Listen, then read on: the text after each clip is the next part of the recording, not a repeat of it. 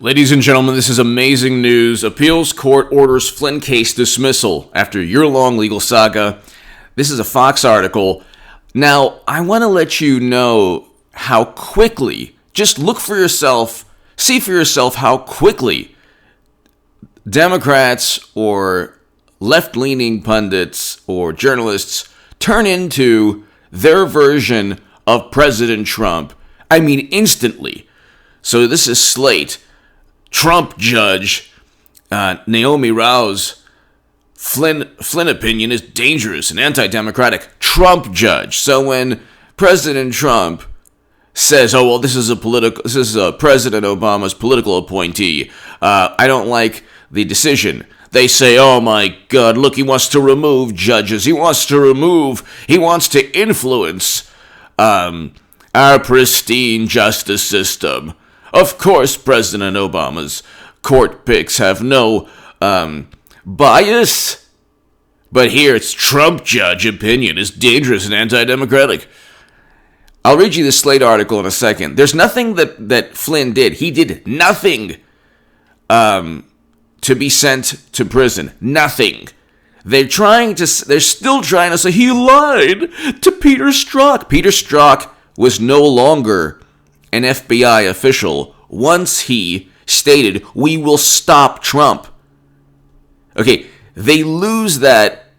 It's that whole, like, the text messages are lost in translation. What Democrats hear is, "Oh, that's good. It's good that the top counterintelligence person at the FBI, it's good that he wanted to stop Trump because Trump is a dangerous threat." That's what they hear.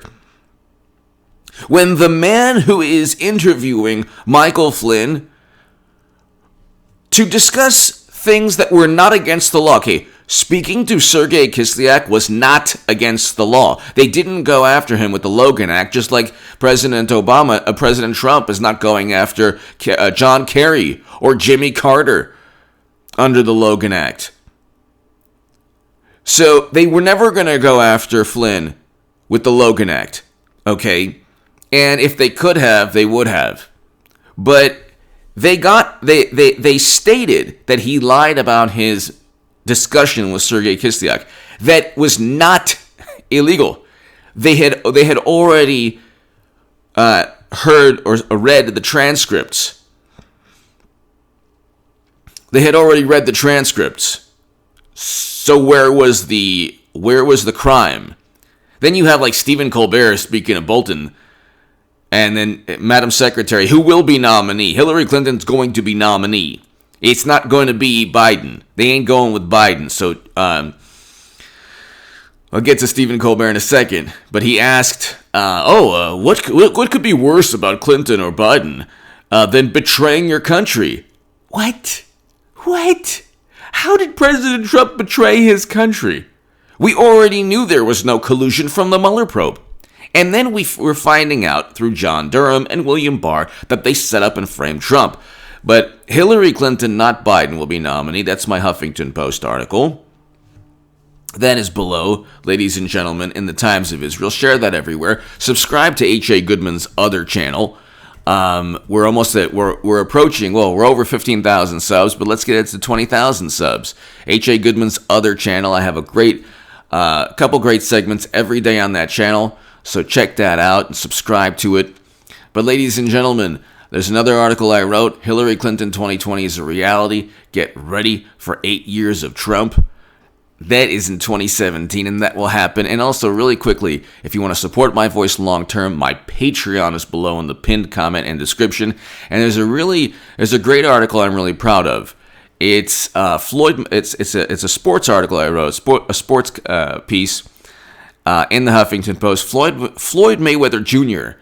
is the most dominant athlete and boxer of all time. Read it. If you disagree or agree, just read it. It makes the case. It definitely makes the case for that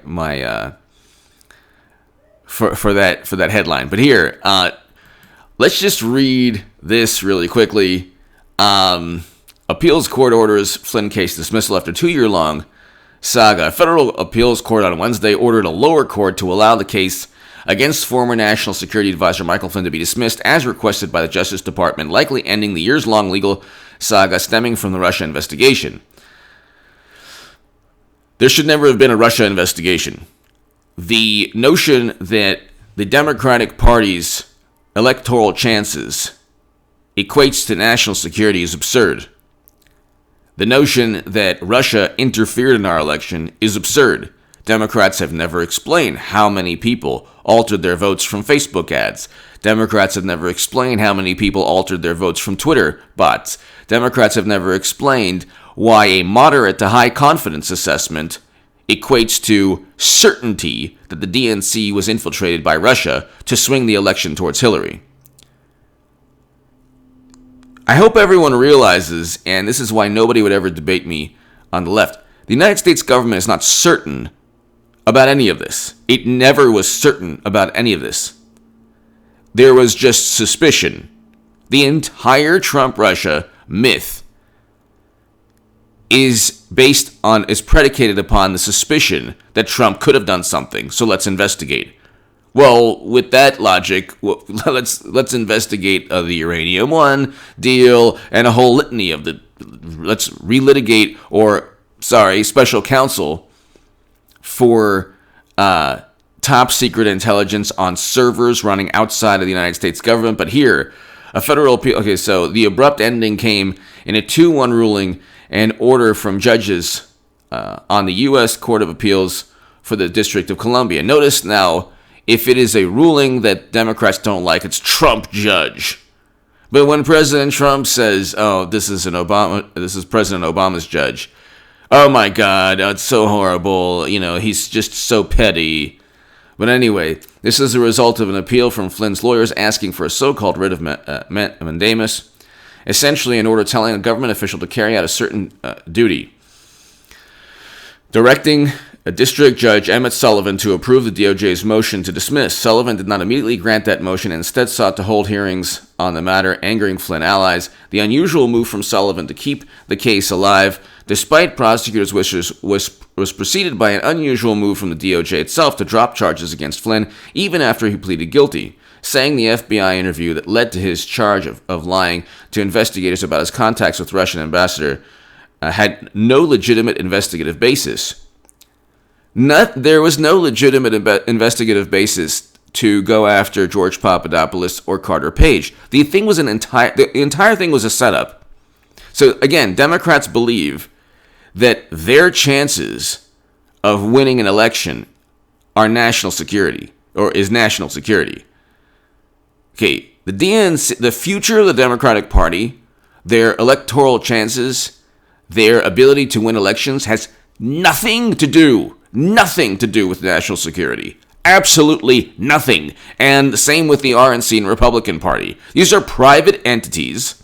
Just like, look, when Sony is hacked by any country in the world, China, Russia, whatever, nobody says that's national security. They say, okay, at best they could say, well, this wave of China trying to steal intellectual property is linked to national security.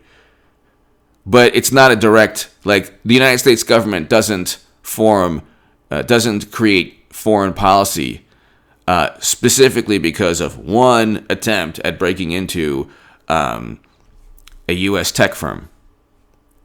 So the DNC is a private entity. We learned from the DNC fraud lawsuit that Jared Beck, Elizabeth Beck, and Nico House waged. We learned that DNC lawyers, a DNC lawyer himself stated the Democrats could pick their nominee from smoke-filled back rooms.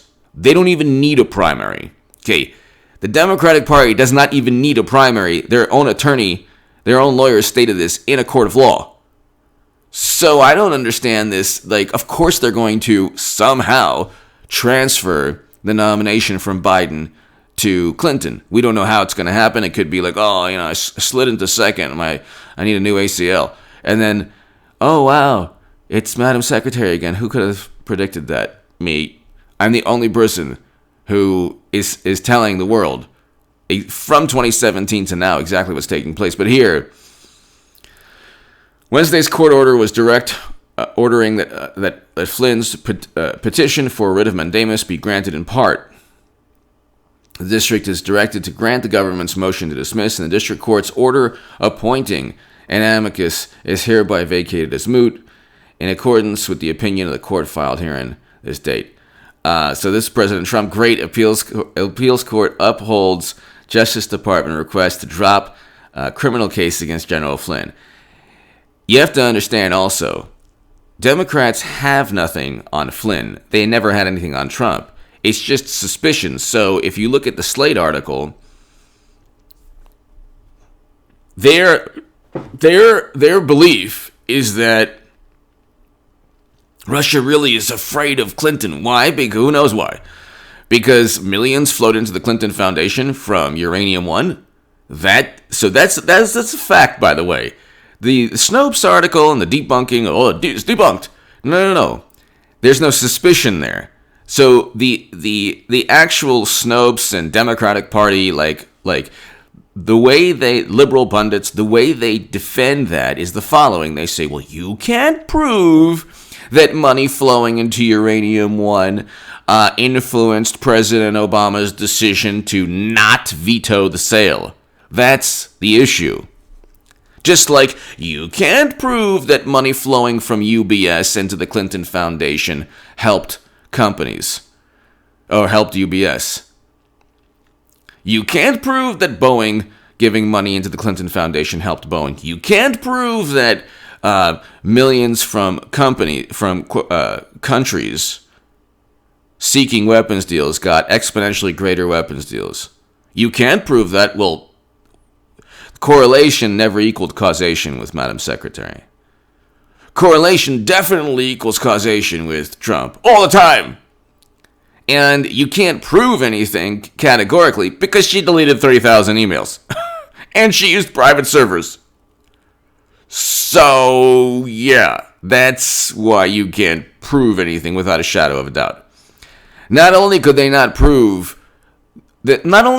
correlate certain events to President Trump, so he has nothing to do with the DNC hack. The fact that the notion is that he benefited from the DNC emails.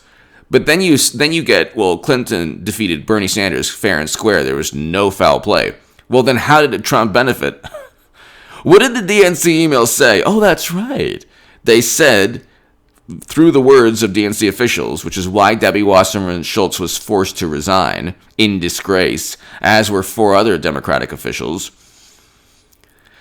The DNC emails showed that Bernie Sanders was cheated. Yes. Okay, so now we get to exactly what took place. Democrats had to politicize the fact that they're corrupt into this grandiose Russian plot. Because it was the Russians that wanted you to know embarrassing emails. I mean, the Republicans do the same thing. Come on. No, they don't. If they did, President Trump wouldn't be president here. But this is Slate. There is ample evidence that Barr and Shea got Flynn off the hook at Trump's behest. Well, number one, President Obama, Bush, any president can direct his attorney general. It's interesting. Democrats don't realize that, or they forgot that, presidents have an administration. And if they want to get something done, they have the right to do so. If any president feels that a political appointee or someone in his administration was wrongfully investigated, he has the right to look into that and ask the Justice Department to look into that. Flynn was wrongfully investigated. Why? Because he was set up by FBI officials who literally texted their disdain, their utter contempt for Trump. But again, that's lost in translation too. Kevin Kleinsmith had something like one estimate, like 50 anti-Trump text messages. This is the FBI official who wrote the FISA, who deliberately, or I should say unintentionally, falsified 17 times information within FISA applications. So, I mean, the whole thing was this overt setup. But see, Democrats will never accept that because they think that anti-Trump sentiment within the FBI is justified because, I mean, Who wouldn't have anti-Trump sentiment? But of course that didn't affect their, like, so when they were defending Peter Strzok, if the tables were turned and he said we can't let we'll stop Clinton. Clinton supporters are smelly. Clinton needs to lose 1,000,000 to 0, which is exactly the opposite of what he said was all of that pertaining to President Trump and his voters and his electoral chances. They would be screaming. They would be indignant. The indignation and the fury and the apoplectic, hysterical reaction would be heard across the universe if Peter Strzok said, we'll stop Clinton. But here, there is ample evidence that Barr and Shea got Flynn off the hook at Trump's behest. This political meddling in a federal prosecution is wildly unethical. Oh, really?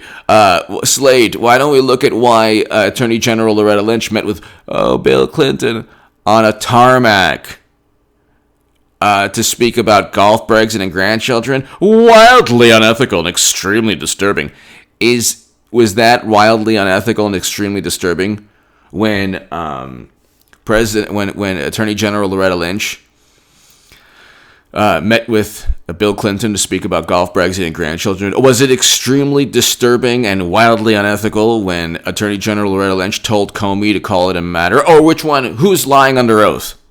Because James Comey, the wonderful Boy Scout, says that President Obama's Attorney General told him to call the Clinton email case a matter, not an investigation.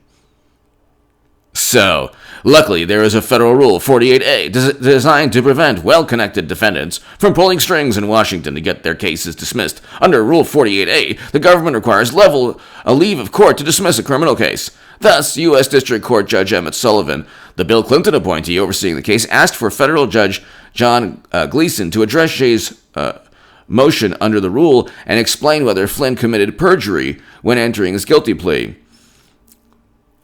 Committed perjury? No, he was forced by FBI officials. The FBI has a long history of engaging in, unfortunately, criminal conduct and unethical conduct.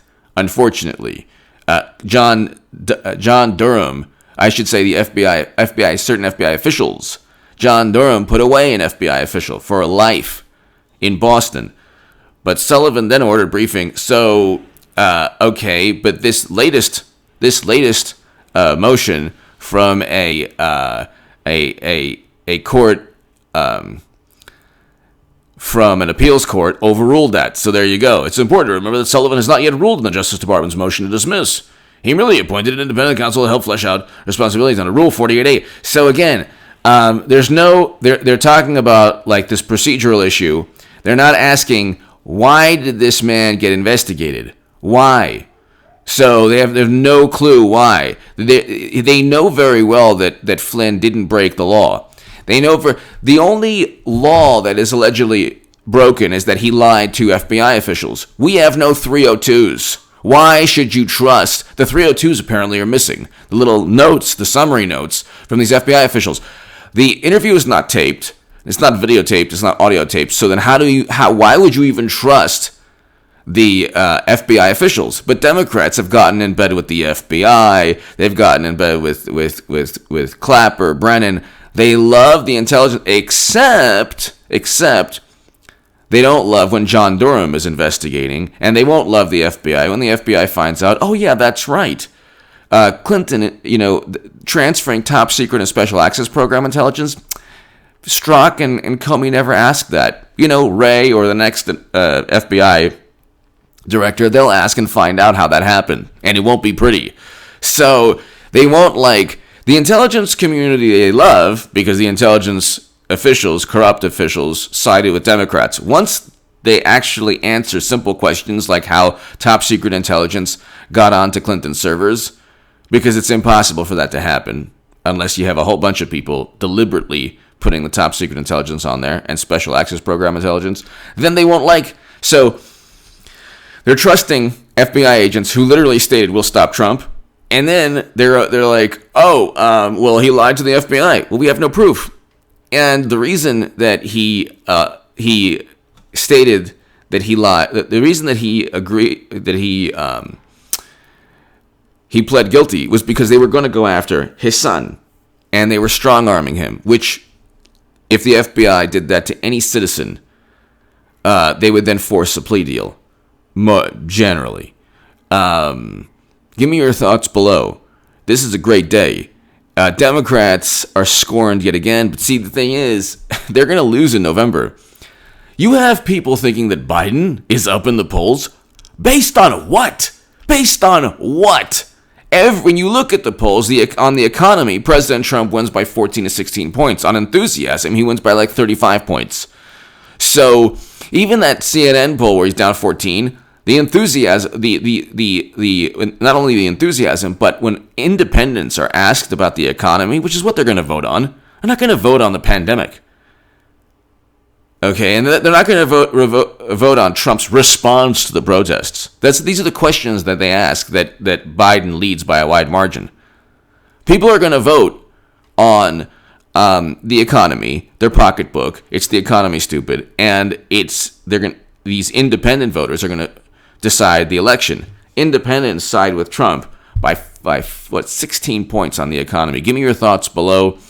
You want to support my voice long term, ladies and gentlemen, going into the home stretch, November 3rd, my Patreon is below. Your support is greatly, greatly appreciated. To my new Patreons, thank you so very, very much. Ladies and gentlemen, subscribe to H.A. Goodman's other channel, and be there for my live streams later this evening.